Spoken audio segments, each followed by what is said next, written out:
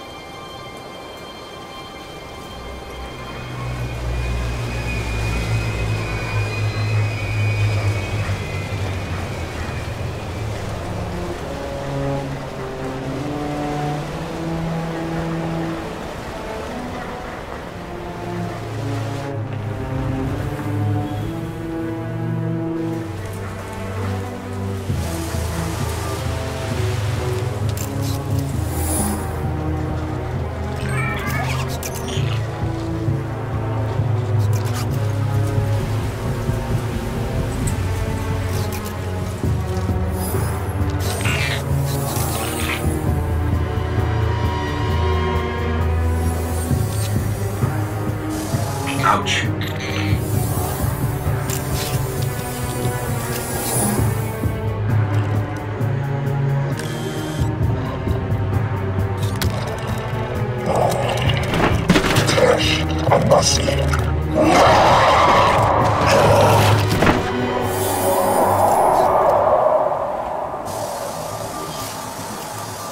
Is it possible?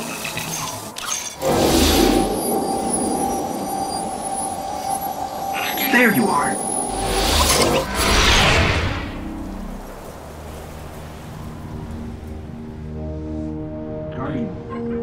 Guardian? Eyes up, Guardian.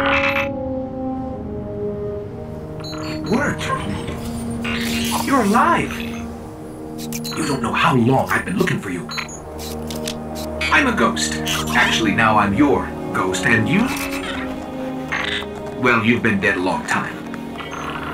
So you're going to see a lot of things you won't understand. This is fallen territory. We aren't safe here.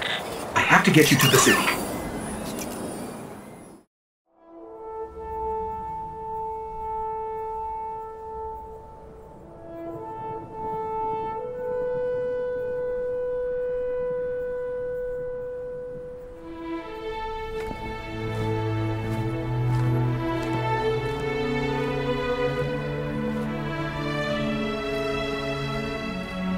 There was a time when we were much more powerful. But that was long ago. Until it wakes and finds its voice, I am the one who speaks for the traveler. You must have no end of questions, Guardian. In its dying breath, the traveler created the ghosts to seek out those who can wield its light as a weapon. Guardians to protect us and do what the traveler itself no longer can. What happened to it? I could tell you of the great battle centuries ago. How the traveler was crippled. I could tell you of the power of the darkness, its ancient enemy. There are many tales told throughout the city to frighten children. Lately, those tales have stopped. Now, the children are frightened anyway. The darkness is coming back. We will not survive it this time. Its armies surround us. The Fallen are just the beginning. What can I do? You must push back the darkness. Guardians are fighting on Earth and beyond. Join them. Your ghost will guide you. I only hope he chose wisely.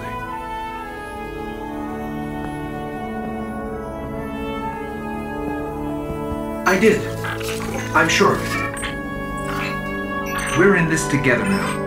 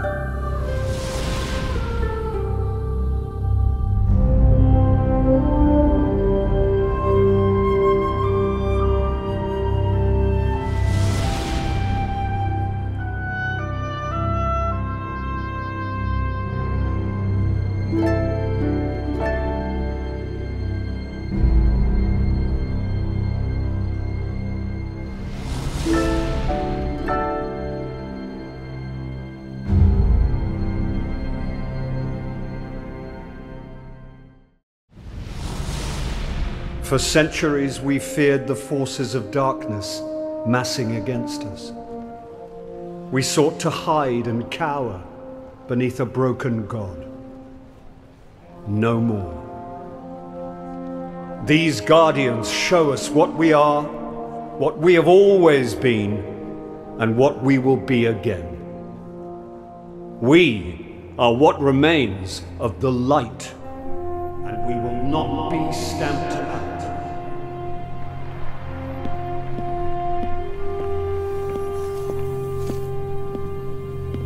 It's a day for pretty speeches and medals. But we know the real fight takes place out there.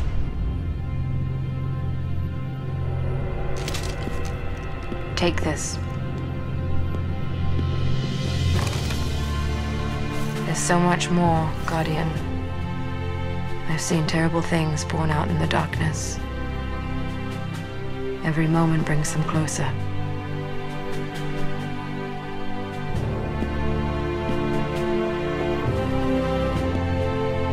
ends are beginnings. Our fight is far from over.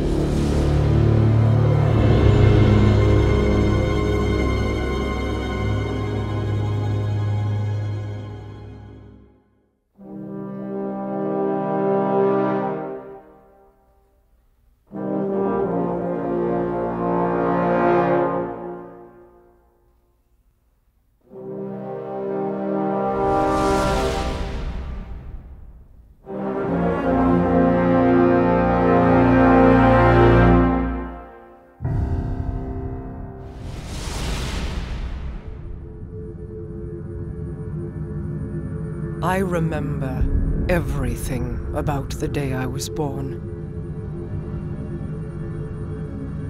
I still bear the scars.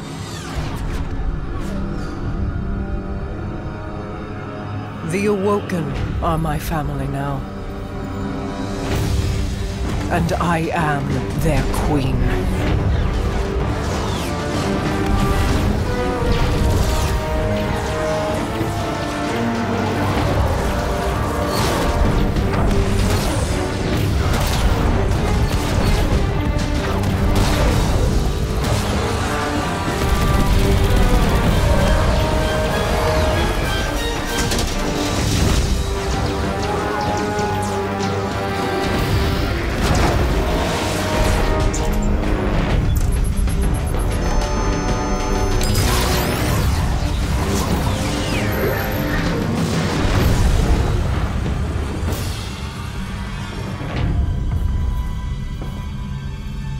We fought to keep our beautiful creation safe.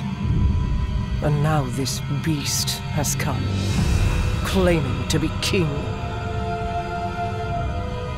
Mara Sav bows to no one.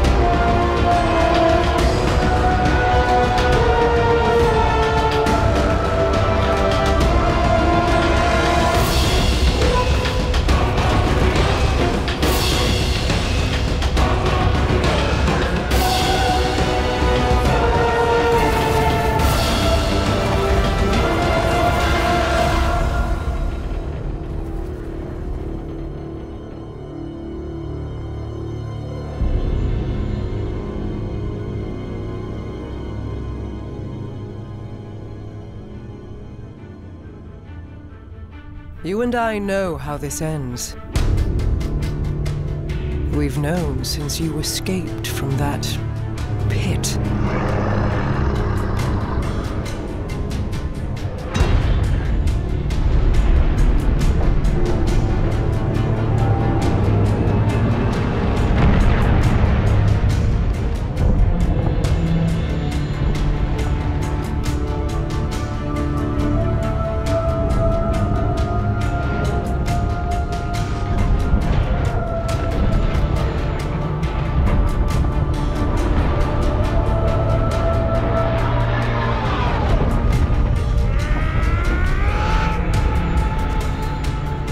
The Awoken have played their part.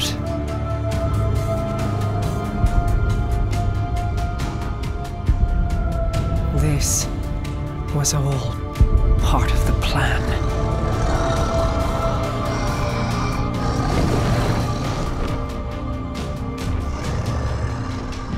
Guide them my hidden friend.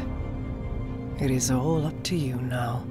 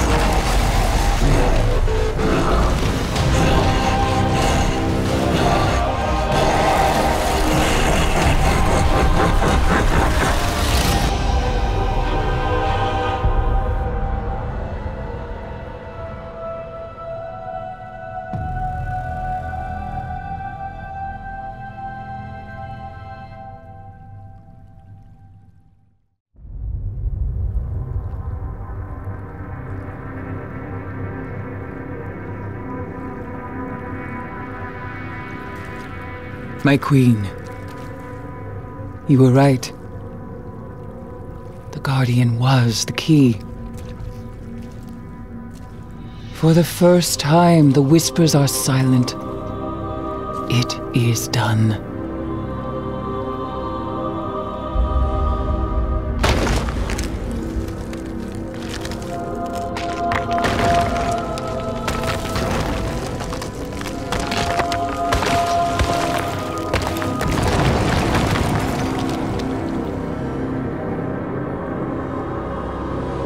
I have accepted my fate.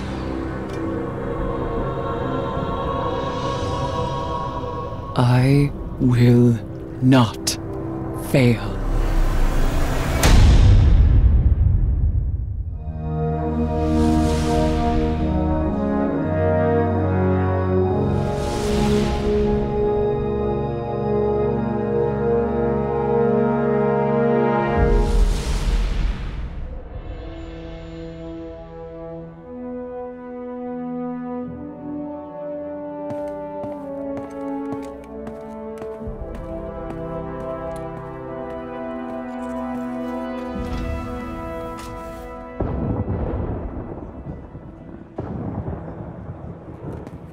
Ikora, if you tell me this is a practical joke, well, it kills me to say it, but I would be really impressed. Impressing you, Cade, is the easiest thing I'll do all day. Let's get serious, people. Zavala, this is my serious face. Can't you tell? Ikora, what have you got? Someone or something has sabotaged the Skyline defense systems. And comms have been spotty for the last few hours. Every sensor beyond the wall has gone dark. Maybe it's just the storm. Maybe it's... What are the set feeds telling us? Nothing. Well, that's good, right? No. I mean, they're not there. There are no satellites. And that's not good.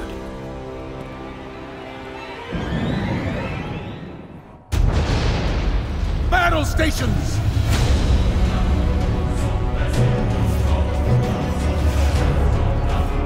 Everyone with me, now!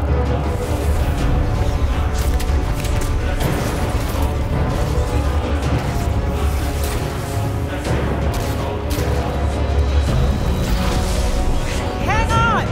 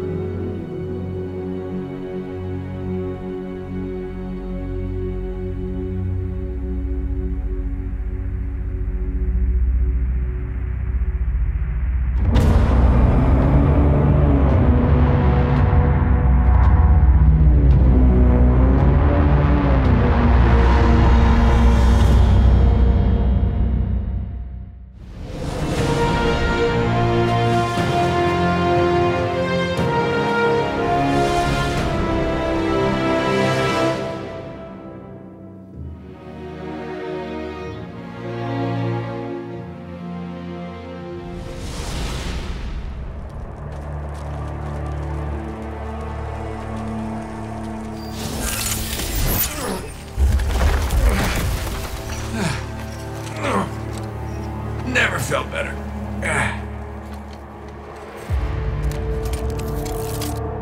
You see that, Petra? Petra? Guardian? Must have knocked out the comm relays with that spectacular landing. And cue the ominous music. Okay, everybody. Back in your cages.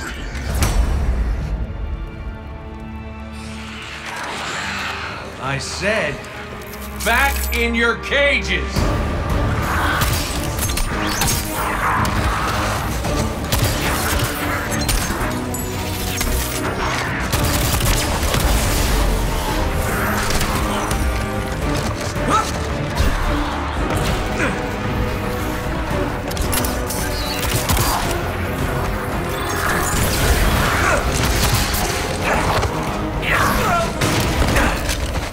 Yeah, that hurt.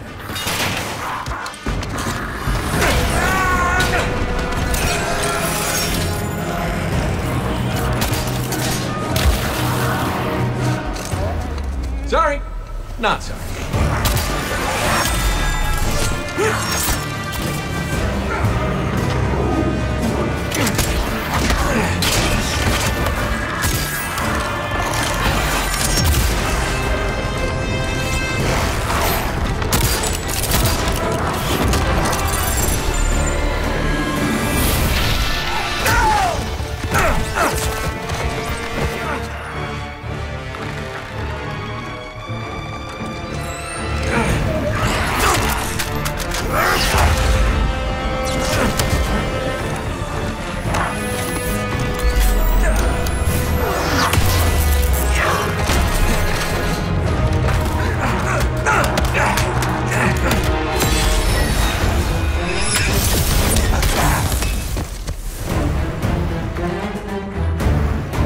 It.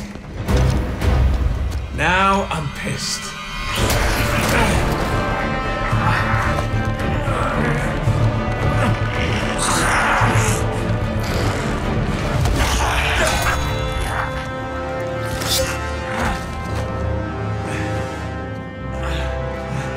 Oh, is that really all you got?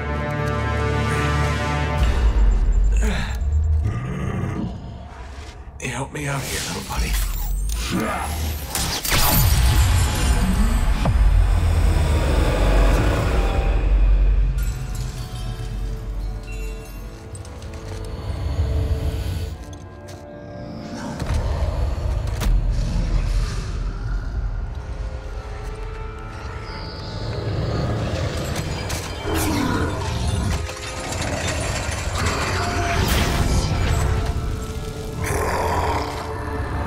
Coming home, Ace.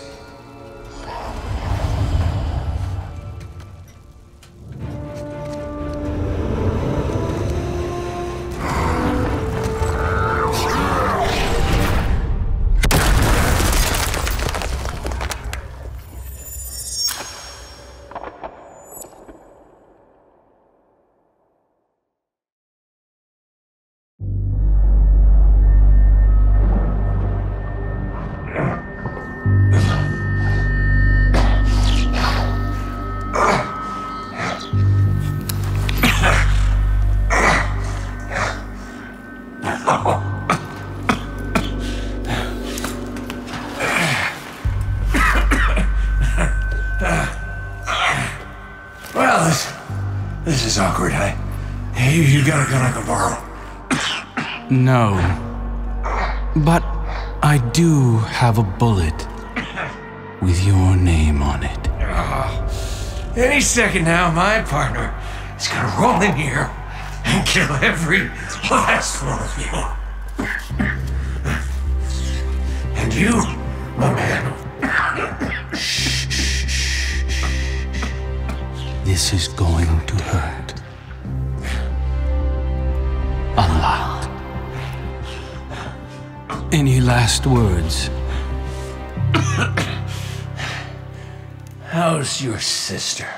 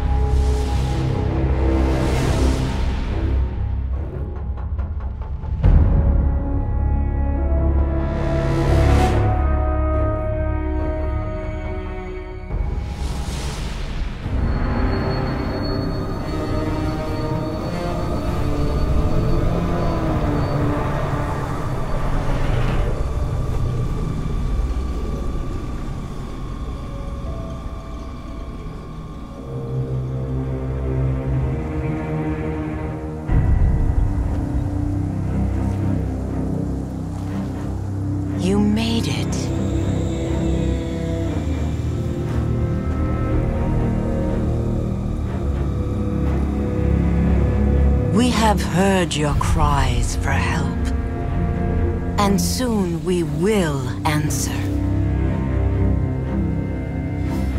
Who are you? Don't you recognize us? We are not your friend. We are not your enemy. We are your salvation.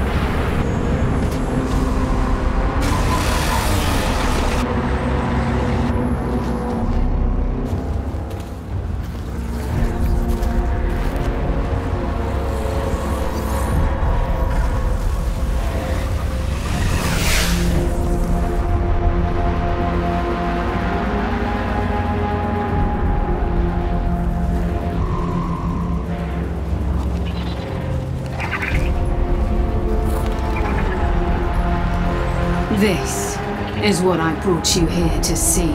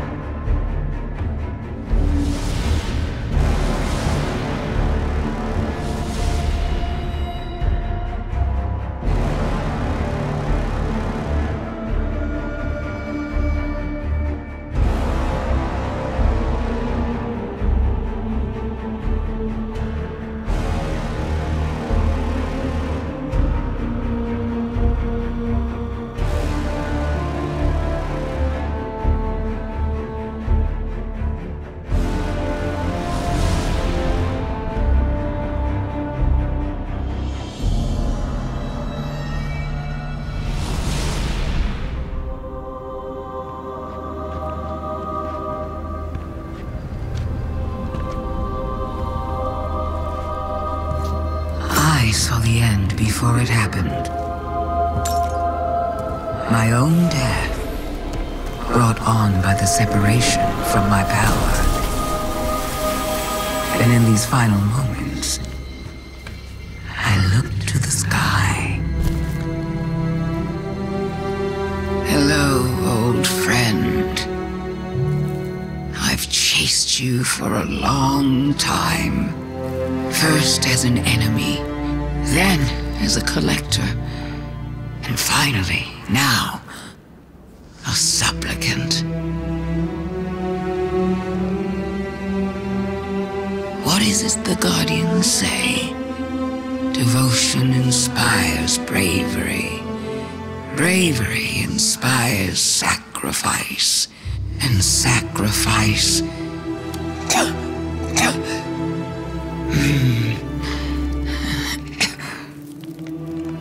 Here we are.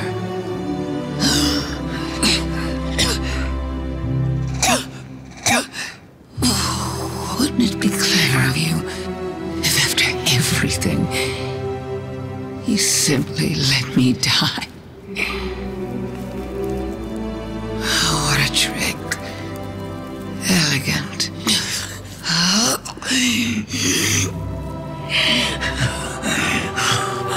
Is that it?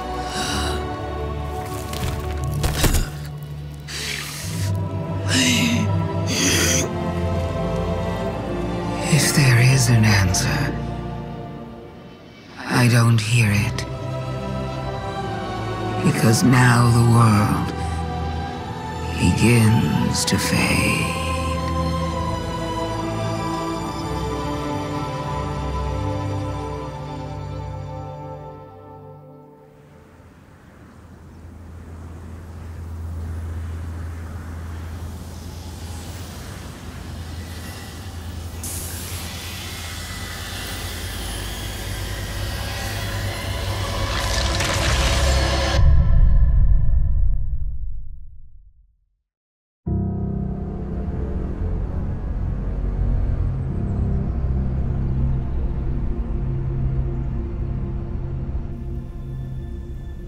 So, you're saying Savathun was dead? Our most devious adversary, the one who nearly decimated the last city from within, was dead. And the Traveler resurrected her? I wouldn't have believed it either, but... But why would she need us to recover her memories if she never lost them in the first place? This has to be another trick. A lie to fool us into surrendering the Traveler without a fight.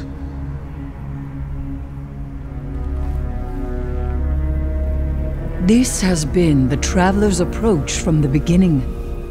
The Books of Sorrow detail many civilizations it blessed with the light, then abandoned. Hive propaganda. The Fallen tell the same story.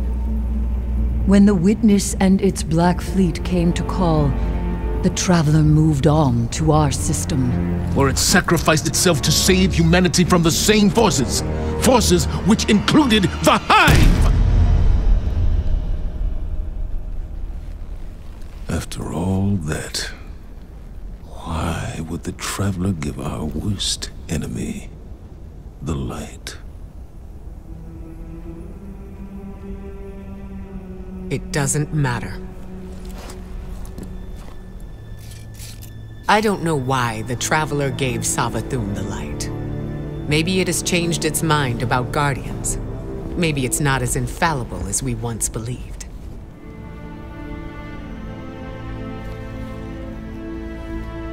I don't know, and it doesn't matter. Because I'm here to protect humanity. And if Savathun takes the Traveler, we lose our light, along with any hope for surviving the Witness's return. So, whatever it takes to stop this heist, we will do. All right. How do we stop this? I'm not sure yet, but I know where to find out.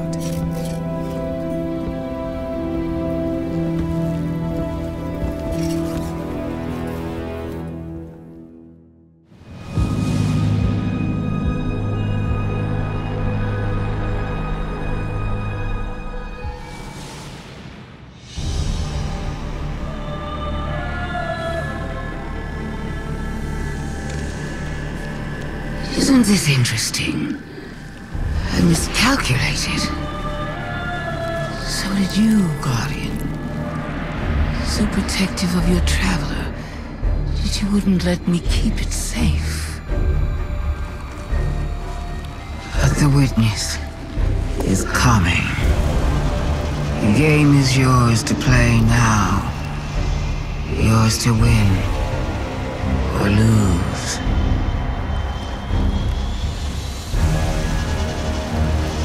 Just don't say I didn't warn you.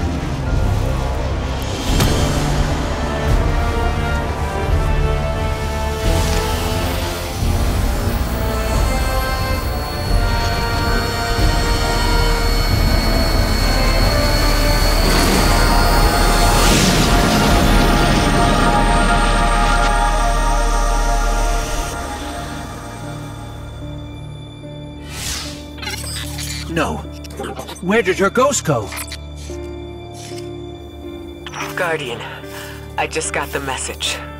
The Traveler is back in the last city. Is it done? Is Savathun...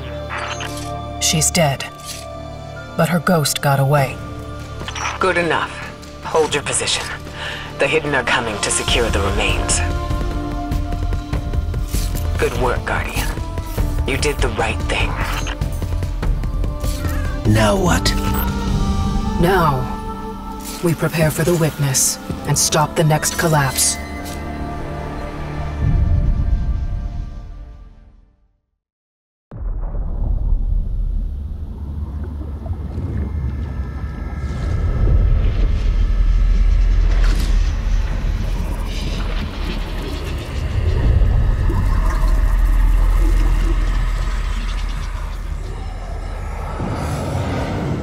Seen enough. The children of soul cry out for salvation. You promise them life, but deliver only death, as you have for so many before. Enough. Enough death. Enough life. You have no pieces left to place. The game is over. Do not be afraid. Your pale heart holds the key. This time, there is no escape.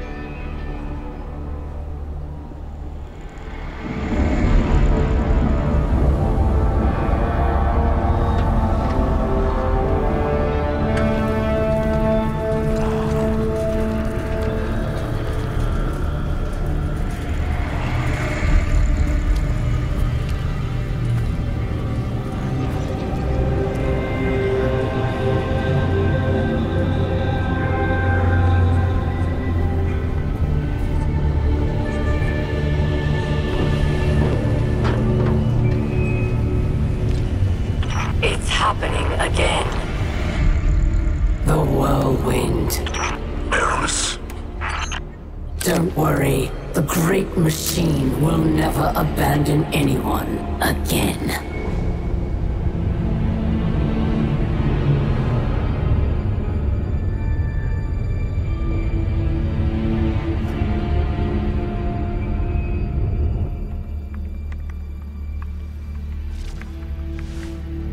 It's leaving. The Traveler is leaving.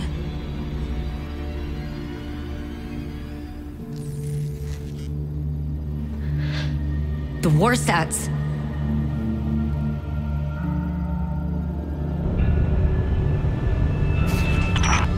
There are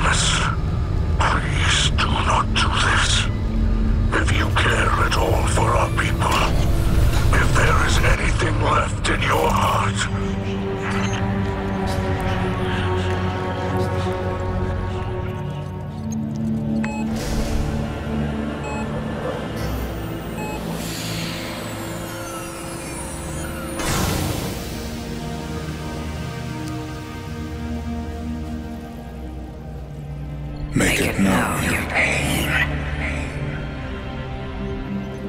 Anna, it's time. For Reese. Goodbye, Red.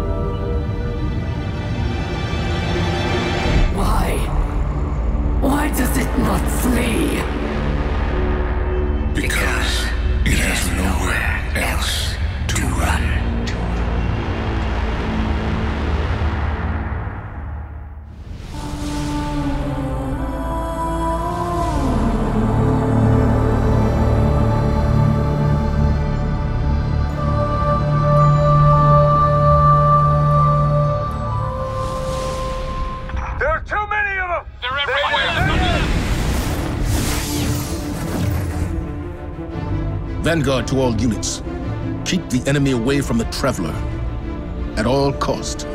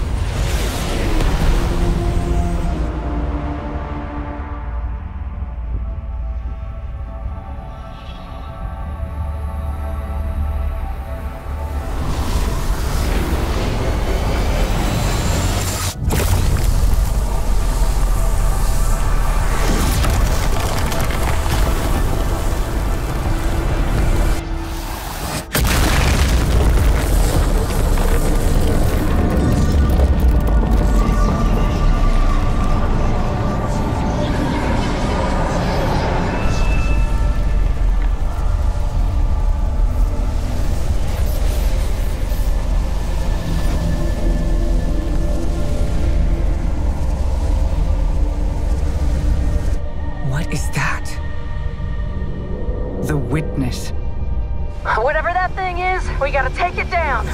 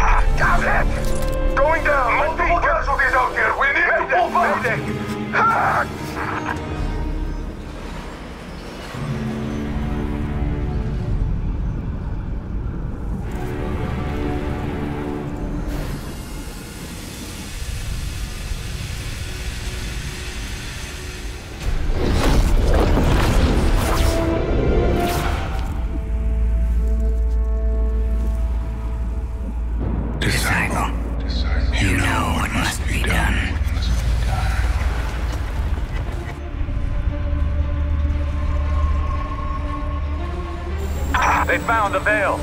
We're in no position to engage the enemy. We don't have a choice. We're out of time. Osiris.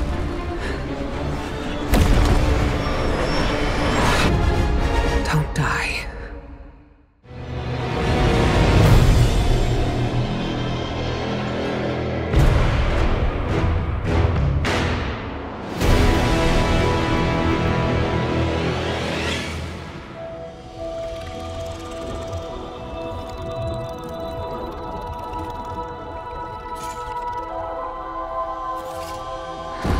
No more running away. Rest now.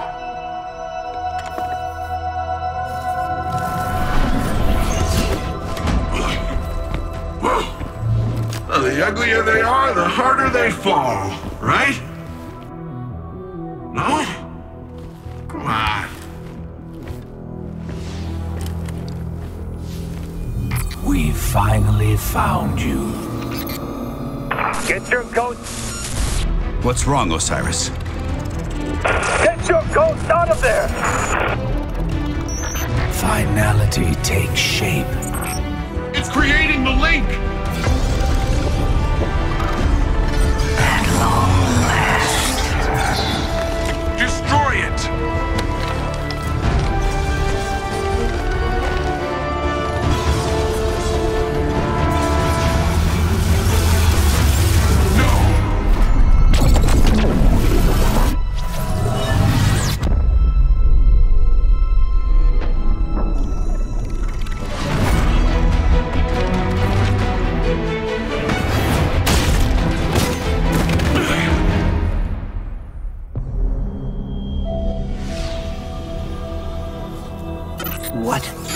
What just happened? We just lost.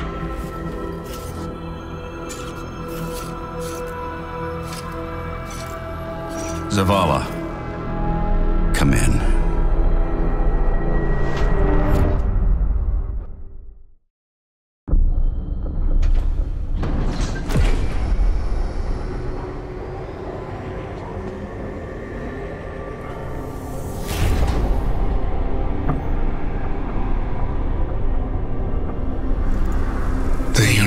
Makes us all victim and perpetrator. That's infinite cruelty. You, more than any, suffer both fates. Be free.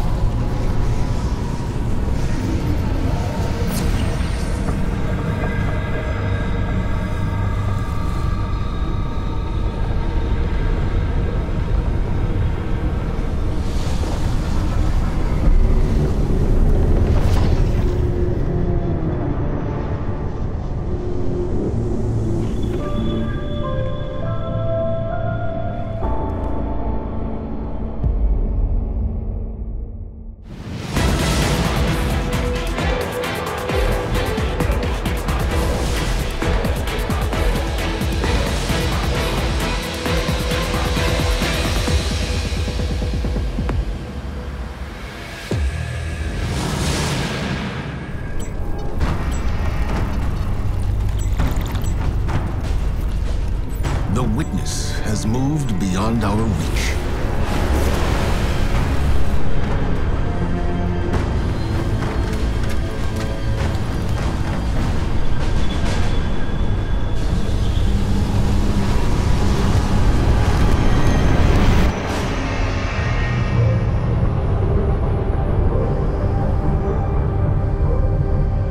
All attempts to follow it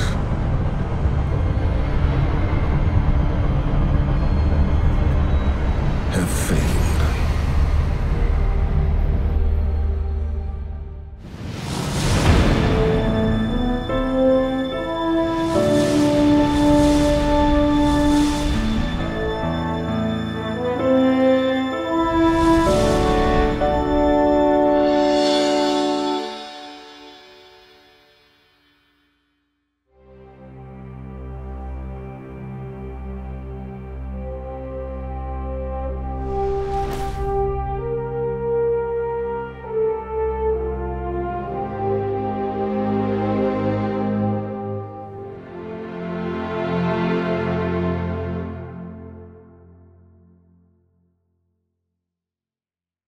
Ich habe die Dunkelheit schreckliche Dinge gebären sehen. Und sie kommen immer näher.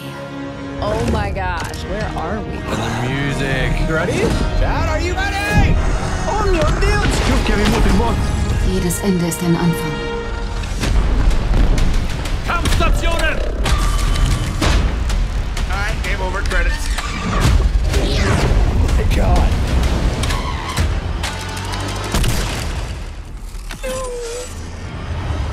Holy crap. About time we go to the moon. Was that a darkest ship behind Okora? Sir Happy Eris is back. Wir sind deine Erlösung. Wait. Die Grenze zwischen Licht und Dunkelheit ist sehr schön. Überschreiten wir sie gemeinsam. Holy crap! This got me feeling things. Let's go! これはマジで鳥肌立ちました。Ghost, ghost, ghost! Oh my god. Alright, put the popcorn down, y'all. I'm afraid. What? Traveler just did a Death Star! Yo! Oh my god! What is he doing? No way! Oh my god, was?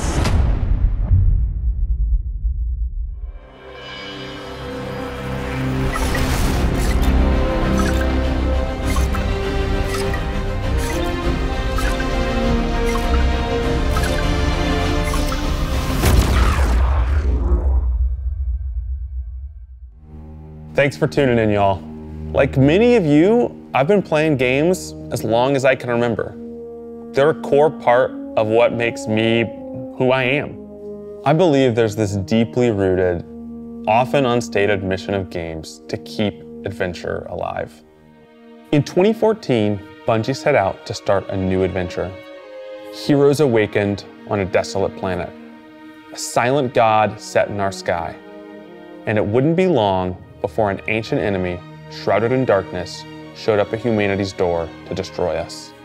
Over the years, our heroes would shape a story far greater than anything we could have imagined. Players would explore deep into the depths of Venus, hunting a machine god that controlled time itself.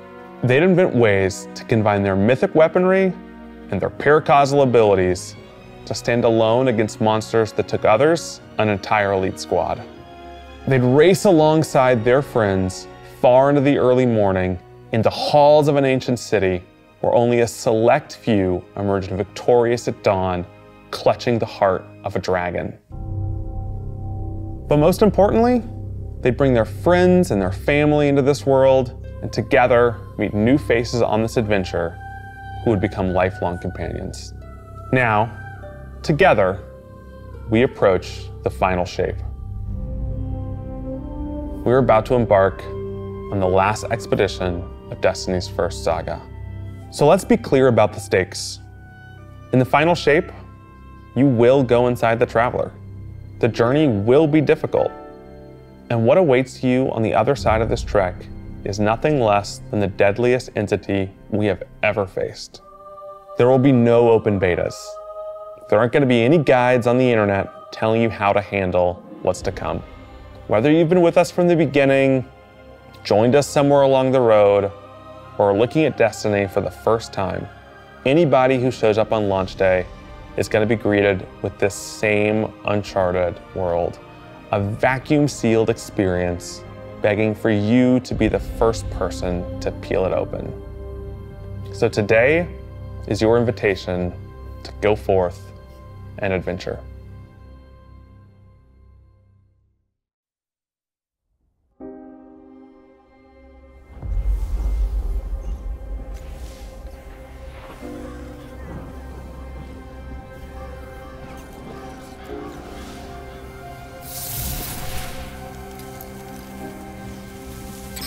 Nach all den Jahren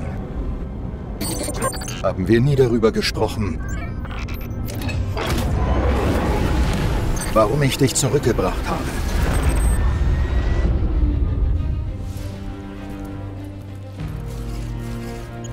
Warum du auserwählt wurdest.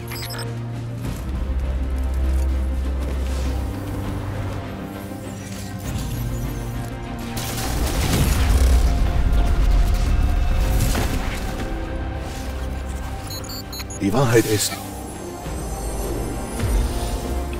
damals wusste ich es nicht. Es war nur ein Gefühl.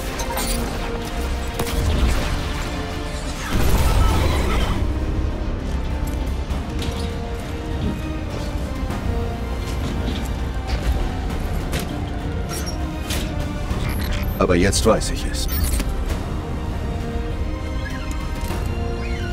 Nach allem, was wir gesehen haben, was wir verloren haben, dieser Kampf könnte unser letzter sein. Darum bitte ich dich, ein letztes Mal, erhebe dich.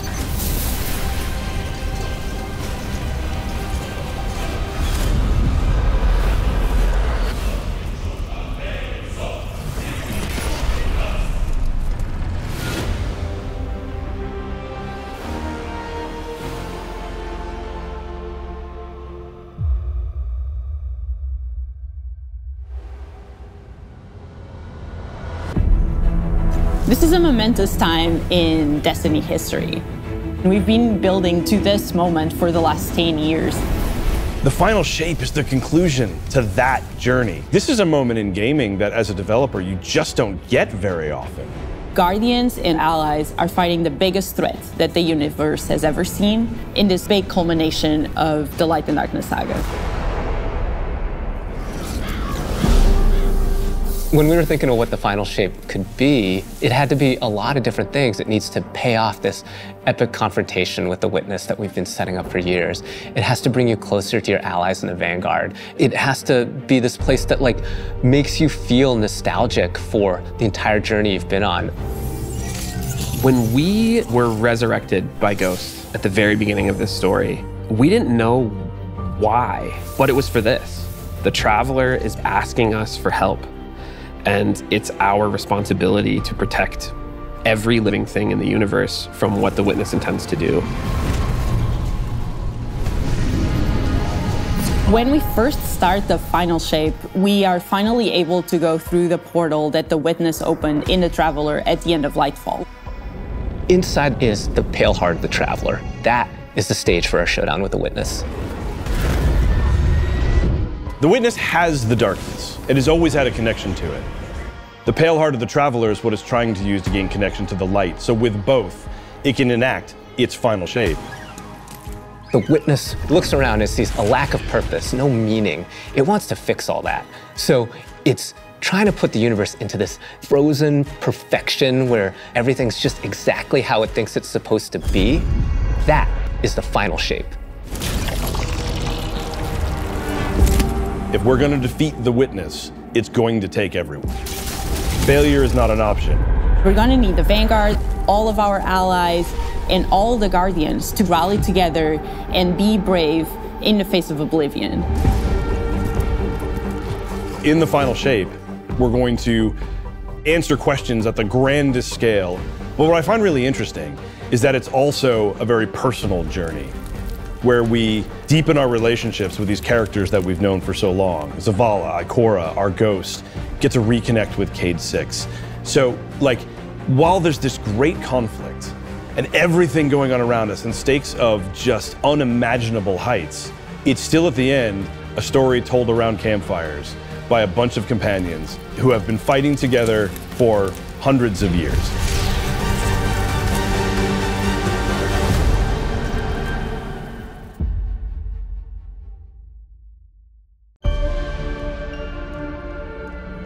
In the final shape, we're going through the portal that the Witness has opened up to confront it and stop the final shape. Inside the Traveler is this infinite, vast, unknowable, and we're landing on the Pale Heart, which is a fraction of really what is inside the Traveler. The Pale Heart is weird. It's a little strange, it makes you feel a bit uncomfortable. And it is also just so cool and artistic in the best way. The Witness entered well ahead of any Guardians, and so it's had time to kind of shape what's there. When our Guardian enters, the rest of the Pale Heart starts getting shaped also around what we've experienced. This is the Traveler recreating the world in front of you as it saw on your journey. One of the most memorable locales from Destiny's past is the D1 tower. It's really a labor of love from the Destiny team. The final shape means so much to everyone who's building it, and I think players are really going to be able to see that. The Pale Heart is our very first linear destination that we've ever done. I would love it if players felt that they began their journey in a place of safety and feel it escalate in danger, in surrealness, because there is this beautiful evolution of the space. They see things that are more and more wrong as they begin to go towards the Witness's monolith. It's kind of this omnipresent, foreboding thing off in the distance. The weirdest things happen as you get closer to the monolith in the form of reshaping. Kind of like deconstructing things and putting them back together just wrong. The sense of scale you get out there, like as you're exploring these spaces and you're jumping on these reshaped cuboids of Earth, you feel tiny as a Guardian. You feel alone. You feel like you are not the force to be reckoned with that you have been. You're not the God Slayer right now. You're just this little person jumping from these massive pieces to massive pieces. One of the things that we really tried to also capture is that the Witness keeps throwing everything it has at you. And so you're going to fight these new enemies, the Subjugators. Subjugators are the new unit you're going to be facing in the final shape. They have an enhanced power set. They're performing stasis powers and strand powers to face the Guardian, well, in support of all the other enemies you're fighting too.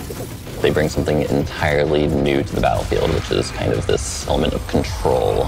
They're back there pinging away with stasis abilities, throwing crystals at you, freezing you in place, tangling you up.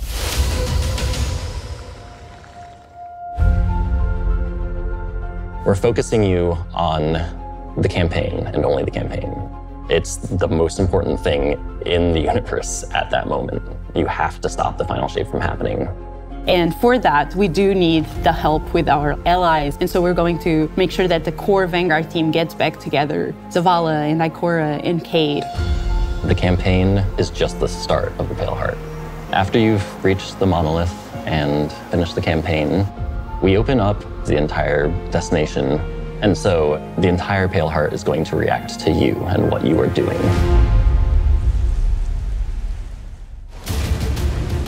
The campaign in the final shape doesn't really end with the final mission. The raids are where you defeat like the big bosses. So it's only natural that when you are going to confront the Witness, you're going to do that in the raid. But that might not be enough. This is a moment where we need to rally all Guardians to be able to overcome the final shape and the Witness.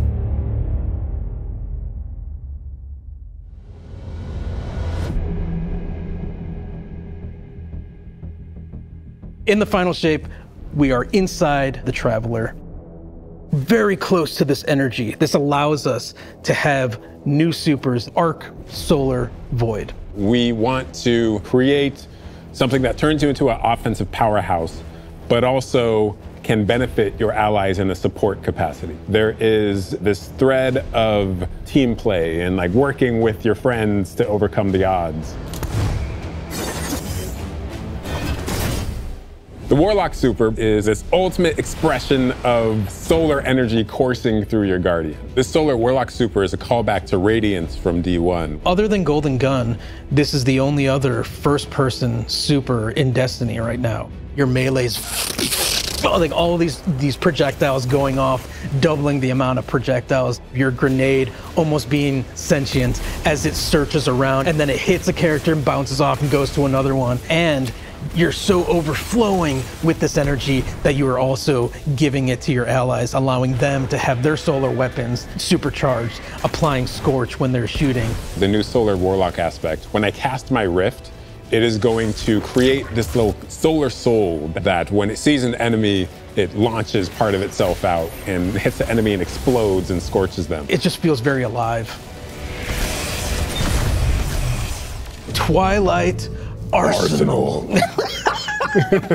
It's a layered super. This is the only ranged one-off offensive super for Titans in the game. The Titan jumps up into the air, summons this giant void axe, throws it, summons another one, throws it, summons another one, looks at a different group of enemies, throws it. And when these axes fly through the air, they stick into the ground or an enemy, do their void gravity thing where they suck a bunch of energy and enemies in and then explode. But that doesn't destroy the axe. The axe sticks around and you and your allies can go and pick up that axe and start wailing on enemies with it. This super is insane to me. The Void Titan aspect, I press and hold my grenade button to consume my grenade and turn it into the shield. The more damage it takes, the more it charges up, and then I can release that and it creates this blast that deals massive damage. The Hunter Arc super. Arc is all about finding the shortest distance between 2 points. The Hunter kind of rears back, takes this knife and throws it across the world, and then is able to blink to its position, do the slash that just decimates anyone nearby. One really great thing about that is not just you do it once, but you're able to do it 3 times, along with devastating attacks each time you do it. The Hunter has an aspect. We take our staff, we twirl it in the air, which propels us upward. It creates this burst, which amplifies you and any allies near you. It almost makes it feel like you're playing a fighting game, right? Like these combos that you're chaining together to do these different moves. It like takes that sandbox to the next level. The more aspects we have, the more capable we are to do that. It feels like you're like riding the lightning, you know? Like that instantaneous, like... That was good, but I think it's more like... You know? I like it, I like it.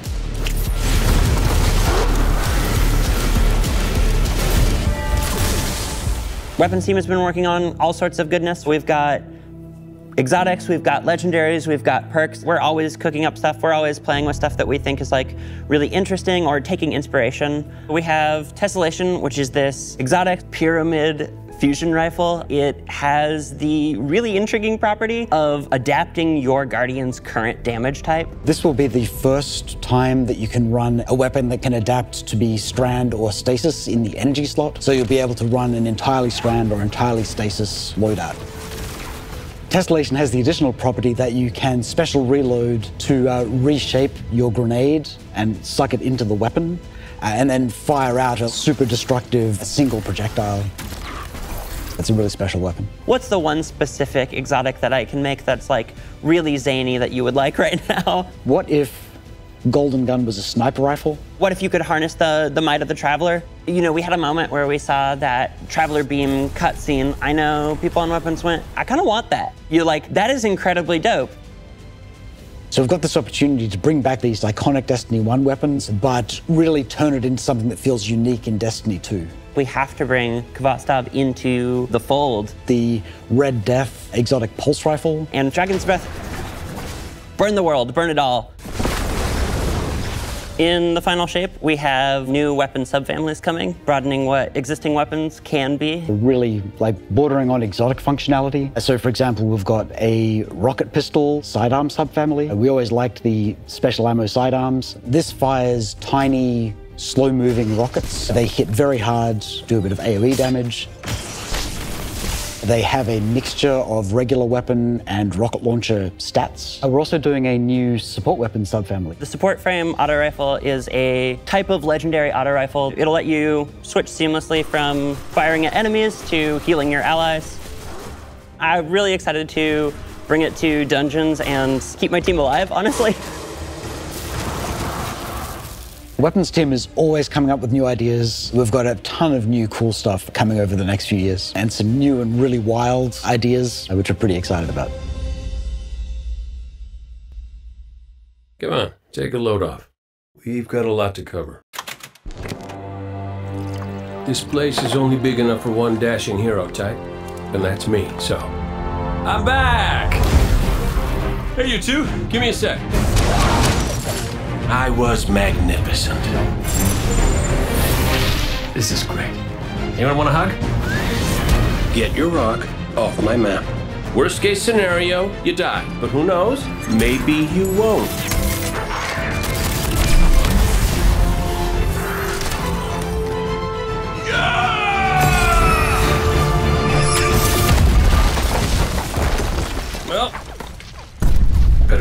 to it.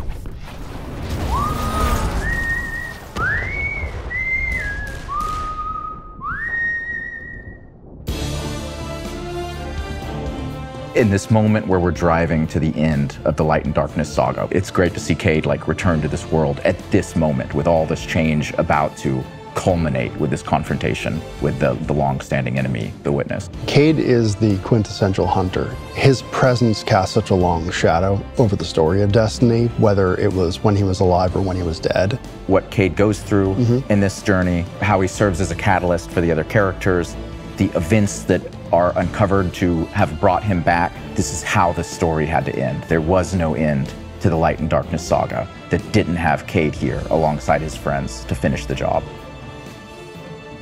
Once we started digging into the nature of the Pale Heart, I think that crystallized Cade's role as a guide. Cade is Virgil, and he's our guide through this other place. Cade is the one who is the most appropriate person to be the guide, because that's his job. That's always been his job. It just feels so natural for Nathan to be back in the booth. It felt amazing to just see him slip back into the role like without missing a beat. Right, instantly. In the flesh, or metal, as it were. Cade's the glue that's always held Zavala and Ikora together. Having him back puts them in a position of questioning where they've been and what they've done without him. You think about the journey that Zavala's been on and how he's been taken down this dark path, and you think about the weight that's been on Ikora, having to hold the Vanguard together, having Cade's voice of levity and brightness that he brings to that group. I think is going to be great for them. Well, at least we have each other. We want people to take away that sense of reunion and that idea of like the gang being back together for this moment. I'm here now. Wherever the hell here is.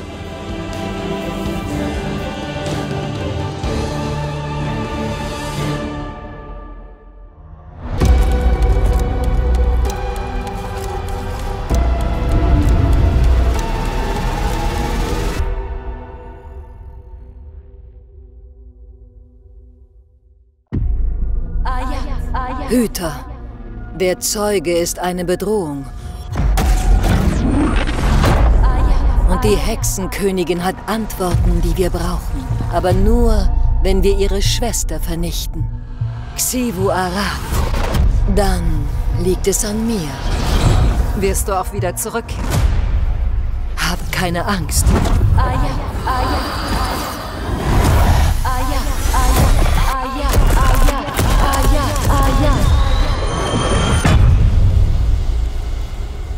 Bringt mir eure Tribute. Du nutzt jetzt Scharmagie und hast sie mit deinem Licht verflochten. Dringe in die Säule ein, Hüter, und bahne uns den Weg zu unseren Tributen.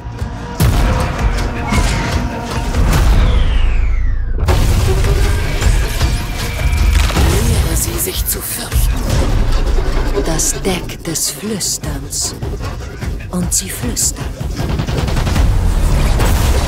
Kämpfe in meinem Namen, Hüter. Jeder besiegte Gegner stärkt mich.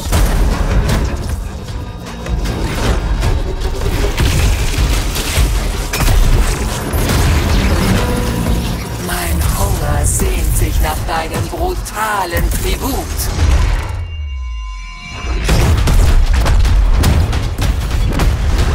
Zeigen wir ihr, was es heißt, Teil der Schar zu sein. Du hast ins Kriegshorn geblasen. Du verdienst den höchsten Tod, den ich dir gewähren kann.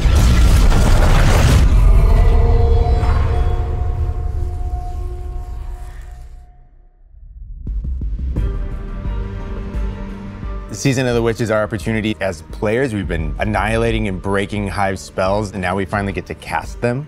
At the end of Season of the Deep, we learn that Savathun has the key to getting into the portal that we need to go into. That means we have to go find Imaru, her ghost. Imaru's like, not so fast. We've got a bigger problem first, and that bigger problem's name is Xivu Araf. If we fight her, she only gets stronger. Eris has an idea. It's a really good It's idea. a wild ass idea, yeah. She determines like, well, the best way to fight fire is with fire. We are channeling all of that energy that we're creating by going through, by eliminating enemies, and we're tithing to our friend Eris. Bring me your tithes. What does that mean for the characters and the player to kind of like be like Savathun? And that's where we went down the path of having Hive Eris. We want to extend that magical fantasy into the player then. That ability to have overwhelming magical power, that risk and reward into all of our activities and systems experiences. And so that's what led us to come up with things like Deck of Whispers. It's this magical deck of cards that creates amazing synergies with your build-craft meta and with buffs and the activities. They can then choose these cards at will, whichever ones they want, and then that really leans into the build crafting. You actually are getting cards that you can then use to place on the battlefield and change the way you play. I'm such a sucker for deck building. Like being able to like bring that element into Destiny gameplay has just been like, oh, chess. Yeah, it's really super fun.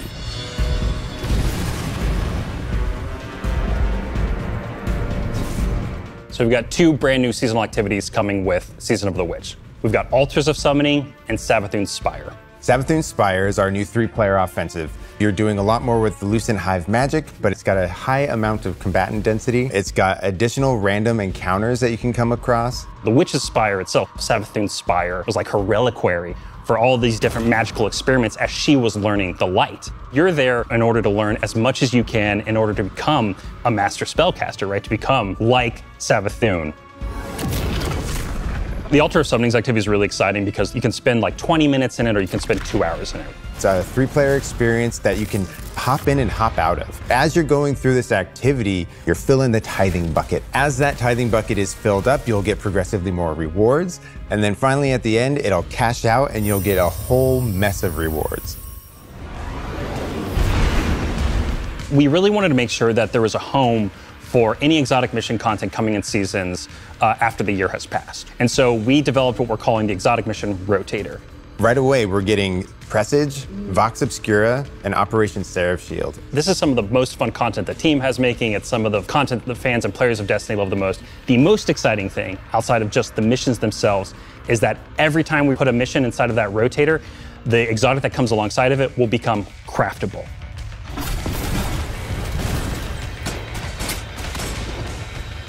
With Season of the Witch, we have a brand new Vex lo-fi PvP map coming. It's really exciting. It's got a bunch of really tight gameplay experiences. We wanted to make sure that we focus the combat a little bit more. With the new Vex network map, we really wanted to make sure we hit is like, hey, you're shoulder to shoulder more often. There's not as much deep sight lines that you're interacting with. And a lot of the flow of the map is actually built around this like kind of central pillar of the Vex network that you're orienting around. And there's also some modes coming too, right?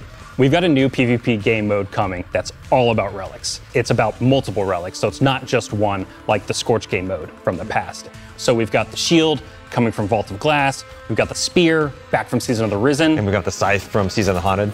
Yeah, so you're gonna be reaping Guardians with that thing. It's a lot more tactical gameplay. It's all about running around the map, claiming these relic dispensers, and then grabbing them in order to push for victory. I will take what I need. The words in my throat are the weapon in my fist. We were feeling pretty Hivey this season, obviously. There's something in the air. And so when thinking about like, what's a good raid reprisal that would really suit this very Hivey season, there's only one answer.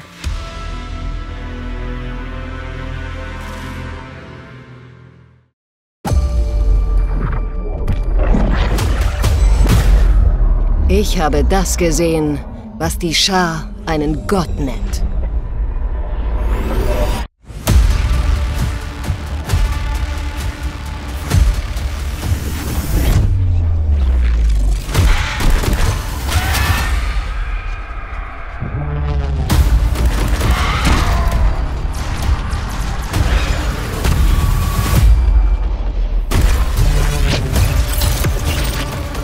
Nur eine wahre Waffe des Lichts kann sich seinem Zorn entgegenstellen.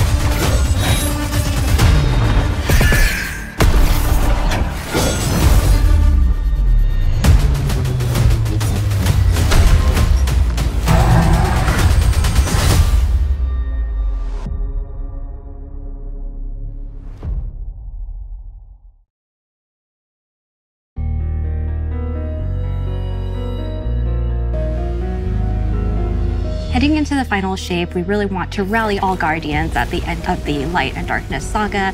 We want to reduce those power barriers, as well as catch people up on key story beats and make sure that they have a really great and easy time connecting with other players. In the final shape, we're trying to find ways to make power more simple and easy to understand, and also lowering the barrier to entry. It's going to make it easier for players who have not been able to jump into game easily because they were held back by the challenges in grinding for the power levels that are required by these different activities. One of the major changes that's going to be happening starting with the final shape is there are going to be a certain number of activities that are going to be power fixed. So it doesn't matter kind of what power level you are going into it, you're always going to be able to approach it. There's still going to be tiers of difficulty that you can do, things that are just meant to be experienced a certain way. Things like Nightfall strikes that will still have power enabled, and that's where we're really going to focus the whole power climb. The raids, the contest modes that everybody loves to engage with, that experience is fundamentally going to be staying the same. I'm excited for this because I think there will be a lot more clarity for players in terms of understanding the relative difficulty of things, where they sit now in the spectrum. One way that we're trying to do that is making it easier for new players to engage with you. So we're introducing something that we're calling Fire Team Power. You can actually bring your friends along to play any dungeons and raids in the game without having to wait them to be at a certain power level.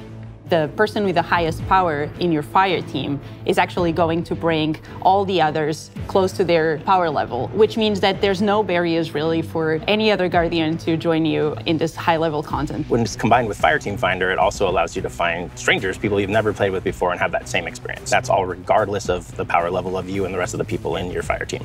Fire Team Finder is the new feature that's coming in Season 23, aimed at helping connect and find other people to complete the best and most aspirational content in Destiny. We have a tag system that allows players to be able to say, well, this is my playstyle. I'm really chill. I'm anti-sweat. I'm just really here to have Basically a good time. Exactly. Tags really allows players to show a little bit more personality, show a little bit more about what they're about. I think what's really great about it is with this launch, we're also looking at including inclusion tags. As an example, one of the inclusion tags that we have are for colorblind players. Hopefully the inclusion tags will bring players closer to finding their community and even closer to the people that they're playing with. So once a listing goes live, players will be put into a listing lobby where players can gather, they can communicate with each other. So we wanted to make it as convenient and as easy as possible for players to not just sit and stare at a screen for a long time while their listing actually fills up. As a gamer who's typically more solo, I'm especially excited about this because it really is about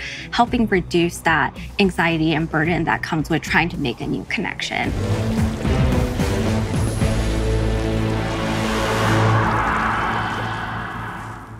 The feature coming out today that I'm incredibly excited about is Timeline Reflections.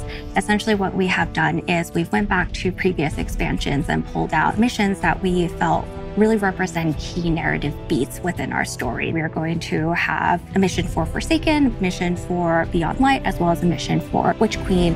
Thanks for the memories, Guardian. The neat thing about these missions is they're not going to be like one-to-one for how you would experience them in the campaign. You're also going to get additional pieces of narrative fed to you to like identify like, hey, this is why it's important that this happened, and here are the people you met along the way. A really big one that's really timely for Final Shape is Cayde's last stand from Forsaken. This is a moment that a lot of players, new and old, are going to come back to Destiny. I think this is just the right time to introduce features that are going to allow those players to jump right in and find people to play with and enjoy this content regardless of their power level.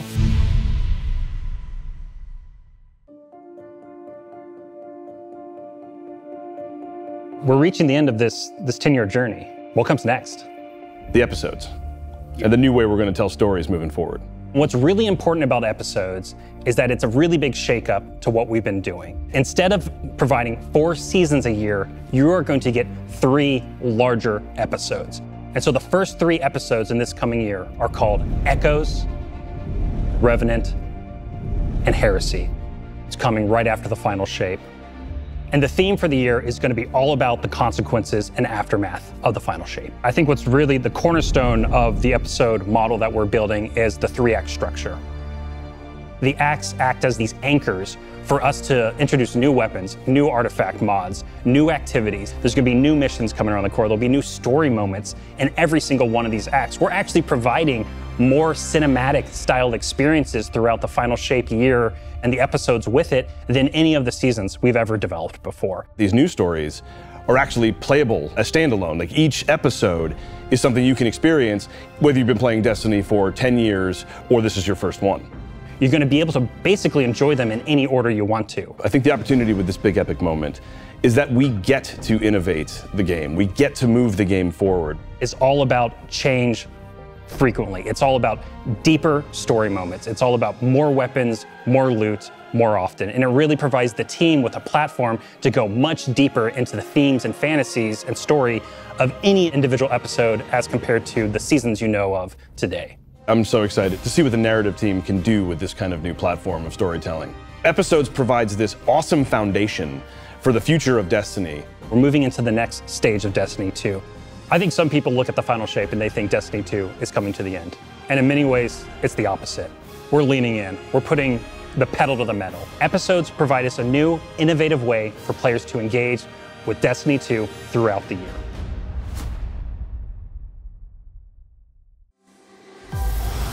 Was macht einen Hüter zum Hüter? Hingabe, Mut, Aufopferung. Wir wissen, dass wir nicht ohne Grund auserwählt wurden. Von einer höheren Macht. Hüter! Hüter! Augen auf, Hüter! Das Feuer eines jeden neuen Kampfes lodert in uns. Und wir alle geben unser Bestes, damit wir für die kommende Schlacht gestellt sind. Wir sind die letzte Linie, die den zweiten Untergang aufhält. Wir alle, jeder Titan, jeder Warlock, jeder Jäger. Wie heißt es bei den Hütern? Hingabe führt zu Mut. Mut führt zu Aufopferung. Aufopferung führt zu Tod. Wie schmal der Grat zwischen Licht und Dunkelheit doch ist. Es gibt keine Zeit zu verlieren. Es gibt da draußen in der Dunkelheit Dinge, die nur die Dunkelheit besiegen kann. Glaub mir. Du hast die Geschichten gehört. Vom Opfer des Reisenden. Wie die Dunkelheit auf die Menschheit herabsinkt.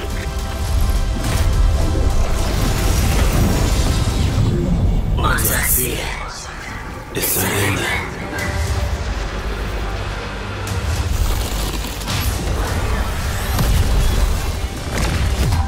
Dieses Mal gibt es kein Entkommen.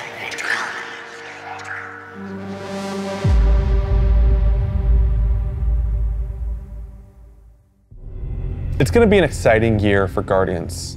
We get to make good on a promise that we made way back in 2014. There was classic rock blasting, a fire team racing across our solar system, and at the end, a simple message: become legend. Today, you got a glimpse at how we'll be cementing your legend in this upcoming year. We're going to be heading inside the Traveler, experiencing a destination unlike anything we've ever built before. We'll face the biggest bad we've ever made, and we'll do this all alongside a streamlined progression system, allowing us to easily play with friends in any content in the game. And as the dust settles in the final shape, we're going to continue our legends in Echoes. It's Destiny's first episode in a new phase of storytelling for Guardians with brand new conflicts born from the resolution of the Light and Darkness saga. These first episodes are just the beginning. But if you're chomping at the bit to see how the Light and Darkness saga is going to kick off the future of Destiny 2, we've got a ton of great content for you to jump into today. Going live after this, we've got Season of the Witch, with a new story, new weapons, new armor, new activities, and new PvP content, all alongside a series of story catch-up missions, allowing any of your friends to jump into the game and get up to speed on what's happening in this world. Then, next week, a brutal reprisal of Crota's End is going to join the ranks of our aspirational content. I can't wait to see you all in the throne world as we learn more about the final shape and how we can stop it.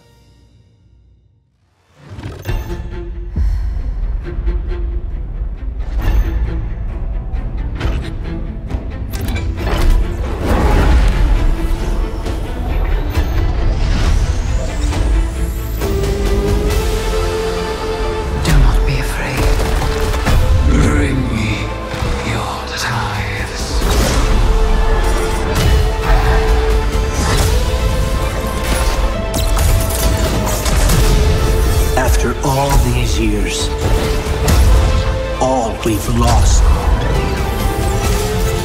This fight might be our last. So I'm asking you to rise one last time.